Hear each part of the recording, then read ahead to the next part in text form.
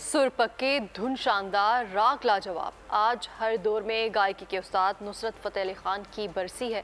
CD और memory card से YouTube का ज़माना आ गया, लेकिन उस्ताद नुसरत फ़तेह अली खान के गाने पुराने नहीं हुए।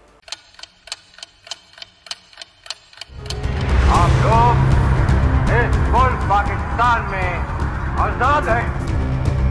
सहाफती उसूलों पर कारबंद बोल न्यूज ने रखी रिवायत बरकरार। बोल न्यूज की जानिब से देखने वालों को यौम आजादी की बेहद मुबारकबाद। मुल्क भर से जश्न आजादी की तकरीबात बोल ने दिखाई अपनी स्क्रीन पर।